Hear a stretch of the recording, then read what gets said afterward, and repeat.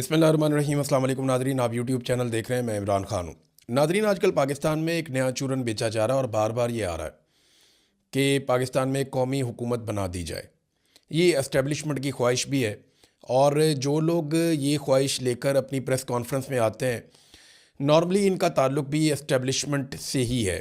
ज़्यादातर वो लोग हैं जो पाकिस्तान तहरीक इंसाफ को छोड़ चुके हैं या एस्टेब्लिशमेंट के दबाव की वजह से पाकिस्तान तहरीक इंसाफ से अलग हो गए थे, या वो लोग हैं जो नॉर्मली एस्टेब्लिशमेंट के कॉरिडोर्स के अंदर आपको दिखाई देते हैं। मिलिट्री एस्टेब्लिशमेंट की मैं बात कर रहा हूँ। तो ये कौमी हुकूमत क्यों बनाना चाहते हैं? पहले आप ये देखें कि मुतालबात क्या है। ये नेशनल डायलॉग कमेटी है और अब इनकी तरफ से ये मुतालबा आया कि कौमी हुकूमत तश्कील दी जाए। नवाज शरीफ, जरदारी, इमरान खान, फजल रहमान और दीगर जितने अकाबरीन हैं उन सबसे मशवरा किया जाए और कौमी हुकूमत बना दें। सबको मिलाकर सियासी दर्जा हरारत कंट्रोल करने के लिए डायलॉग की हमायत की जाए और ये एस्टेब्लिशमेंट हमायत करे डायलॉग की, कि सियासतदानों के डायलॉग करवाए और सियासी असीरान की रिहाई भी अमल में लाई जाए। जो कैदी हैं जिनको अंदर डाला हुआ है उनको भी बाहर निकाला जाए। इससे पहले जो है वो सुहेल वड़ाइच साहब भी इस किस्म की बात लिख चुके हैं और एक मरतबा नहीं, कई मरतबा ये बात वो लिख चुके हैं कि कौमी हुकूमत तो बनेगी और ज़रूर बनेगी और पत्थर पे लकीर है। कुछ और दीगर सहाफ़ी जो एस्टेब्लिशमेंट के साथ करीबी ताल्लुकात रखते हैं वो भी अक्सर कौमी हुकूमत की बात कर देते हैं। हाँ, जिन लोगों पे नून लीग की मोहब्बत का रंग गालिब है वो लोग कौमी हुकूमत की बात नॉर्मली नहीं करते, लेकिन कौमी हुकूमत की बात अब इस्लामाबाद में बहुत तेज़ी से हो रही है।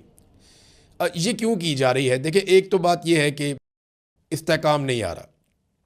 इमरान खान साहब ने जेल में बैठ कर भी सियासी इस्तेहकाम पैदा नहीं होने दिया और ये इमरान खान साहब की कामयाबी है। अपोजिशन यही करती है कि पॉलिटिकली अगर उनके साथ ज़्यादती हुई है तो वो ज़्यादती के ख़िलाफ़ आवाज़ उठाएं और पाकिस्तानी बात मान नहीं रहे, बल्कि पाकिस्तान छोड़ कर जा रहे हैं। सोशल मीडिया है, बहुत सारी कंपनियां पाकिस्तान छोड़ कर जा चुकी हैं।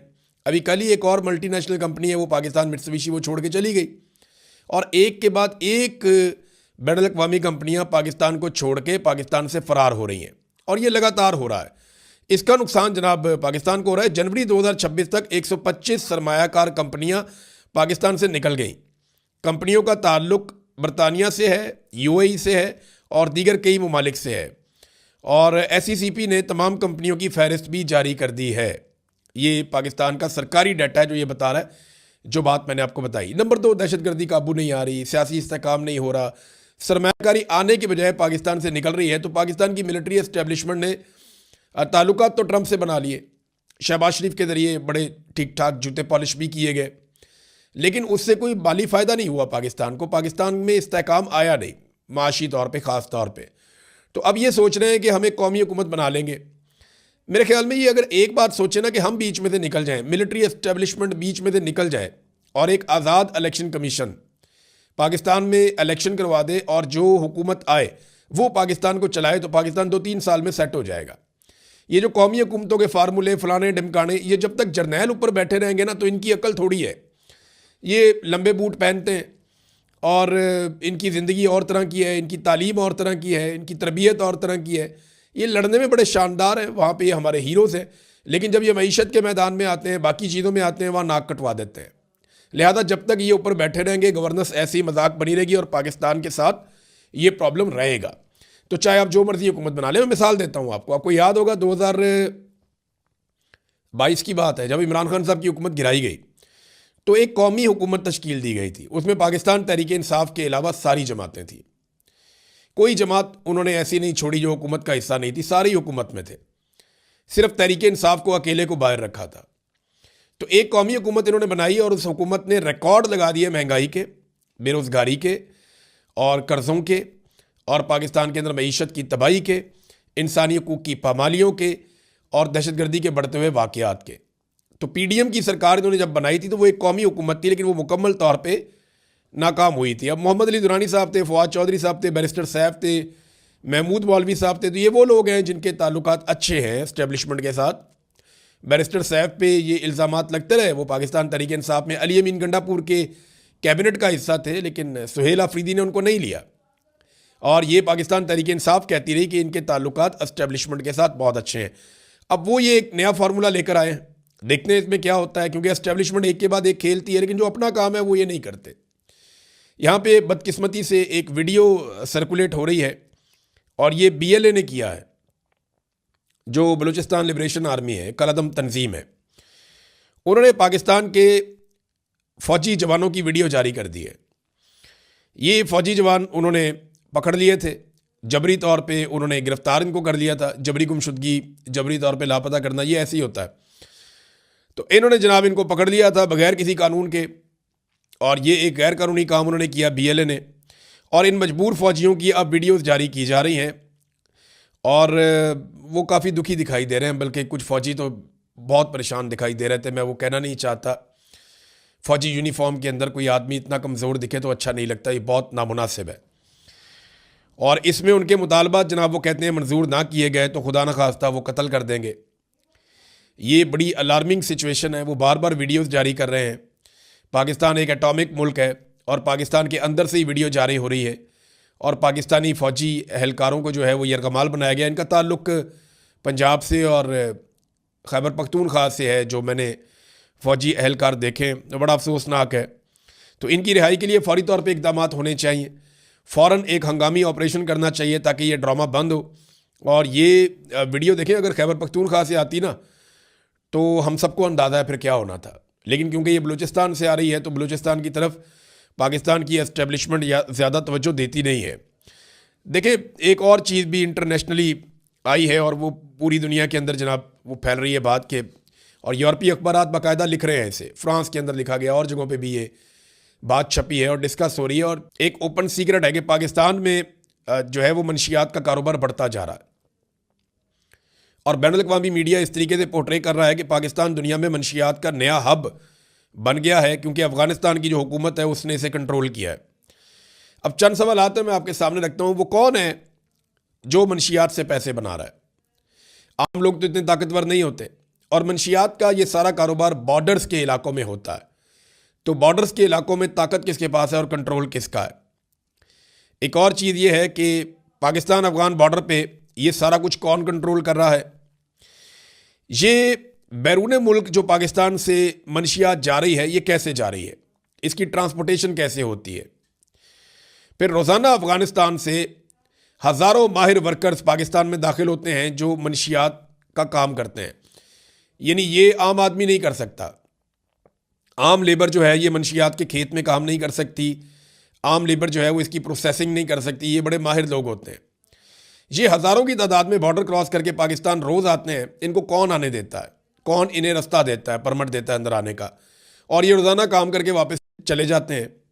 तो ये, और मैंने ये चीज़ खुद देखी है। और ये जो फैक्ट्रियाँ बनी हुई हैं जहाँ पे मनशियात तैयार होती है, उन फैक्ट्रियों को कौन तहफ़्फ़ुज़ दे रहा है? फिर ये माल कैसे पाकिस्तान के अंदर ट्रैवल करता है और पाकिस्तान से बाहर स्मगल होता है? ये वो सवालात हैं जिनका जवाब अभी तक नहीं दिया गया।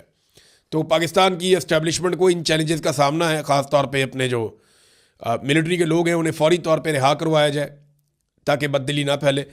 फिर नाज़रीन, इसराइल के साथ नॉर्मलाइजेशन तकरीबन पाकिस्तान की हो चुकी है। ये बात आप अपने जहन में रख लें। सिर्फ इसकी एक रस्मी जो अनाउंसमेंट है वो बाकी है, और वो रस्मी अनाउंसमेंट करने की किसी को कोई जल्दी नहीं है, क्योंकि इसराइल को पाकिस्तान की तरफ से कोई गर्म हवा नहीं जा रही। ये इसराइली बार बार कहते रहे। पाकिस्तानी वज़ीर आज़म ने इसराइल का नाम भी नहीं लिया। फ़लस्तीनी बच्चों के जो कत्ल हुए उनका नाम भी नहीं लिया। और बोर्ड ऑफ पीस के इस प्लेटफॉर्म पे कोई ऐसी बात नहीं की शहबाज शरीफ ने जिससे नेतन्याहू या इसराइल नाराज़ हो जाए या उन्हें नागवार गुजरे। ऐसी कोई बात पाकिस्तानी वज़ीर आज़म ने नहीं की। अगर वो कर देते तो कोई फ़र्क नहीं पड़ता। इसराइल को पता है वो क्या कर रहा है, जो जुल्म कर रहा है लगातार वो कर रहा है, और उसको अगर जालिम आप कह भी दें तो इससे क्या फ़र्क पड़ेगा। लेकिन शहबाज शरीफ साहब ने ऐसी कोई बात नहीं की जिससे इसराइल नाराज़ हो जाए, क्योंकि डोनाल्ड ट्रंप इसराइल से प्यार करते हैं और बहुत प्यार करते हैं। डोनाल्ड ट्रंप से बेहतर आदमी इसराइल को कभी नहीं मिला, और ये इसराइली वज़ीर आज़म खुद कह चुके हैं कि डोनाल्ड ट्रंप हमारा सबसे बेहतर आदमी है जो हमें वाइट हाउस में आज तक मैसर आया। ये डोनाल्ड ट्रंप के बारे में इसराइल की राय है, इसराइली वज़ीर आज़म की राय। तो हमारे वज़ीर आज़म ने भी ऐसी कोई बात नहीं की जिससे इसराइल को बुरा लगे। आज जो कौमी अखबारात हैं पाकिस्तान में, वहाँ पे बाकायदा लिख दिया गया कि हज़ारों फ़ौजी भेजने का वादा। ये चीज़ छप गई है और मेन हेडलाइन छपी है, हज़ारों फ़ौजी गज़ा भेजने का वादा। तो ये जो फ़ौजी गज़ा में जाएंगे, इसके लिए कौम को क्या एतमाद में लिया गया? इसके लिए क्या कौमी असम्बली के अंदर, सेनेट के अंदर डिबेट हुई? क्या अवामी मुंतखब नुमाइंदों ने इस पर बात की? तो ऐसा तो कुछ नहीं हुआ, बल्कि ये एस्टेब्लिशमेंट का अपना फ़ैसला है और वो अपना फ़ैसला मुसल्लत कर रहे हैं जैसे वो हमेशा से करते चले आए। पंजाब गवर्नमेंट का नाज़रीन तैयारा जो है वो दर्द सर बना हुआ है पंजाब हुकूमत के लिए ही। अच्छा, मरीम नवाज़ को तो इस बात की फ़िक्र ही नहीं है, क्योंकि उन्होंने आवाम से वोट ही नहीं लेना।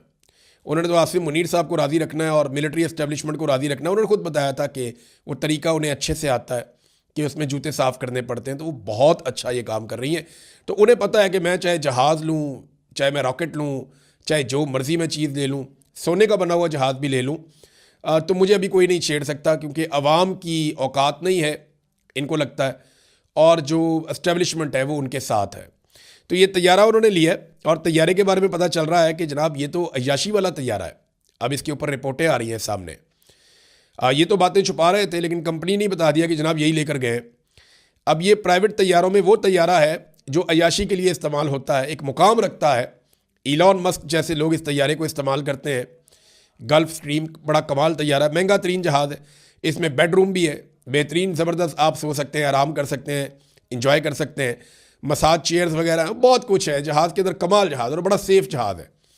तो ये जनाब मरीम नवाज़ के लिए लिया गया ताकि वो इंजॉय करें। 4 झूठे जवाज़ अभी तक पेश किए गए मुस्लिम लीग नून के लोगों की जानिब से या पंजाब हुकूमत की जानिब से, और ये झूठे जवाज़ हैं चारों। मैं आपको बताता हूँ। नंबर 1, पहले ये कहा गया कि ये एयरलाइन के लिए ख़रीदा गया है, फिर पता चला कि उस एयरलाइन का तो वजूद ही नहीं है, तो झूठ पकड़ा गया।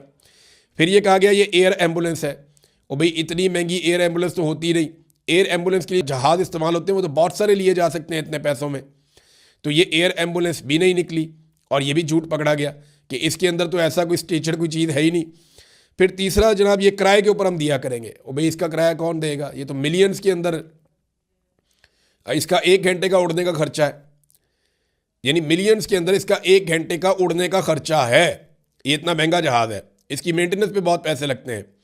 तो ये किराए वाला झूठ भी इनका पकड़ा गया। अब ये कह रहे हैं जनाब कि क्योंकि हमने गरीबों पे पैसे खर्च किए हैं रमज़ान में, तो अपने लिए एक तैयारा ले लिया, तो फिर क्या हुआ? आप अंदाज़ा करें कैसे बेशर्म है ये लोग, कि वो कह रहे हैं जनाब हमारा बजट है, हम जो मर्ज़ी करें। और भाई कौम का पैसा है, किसी के बाप का पैसा थोड़ी है।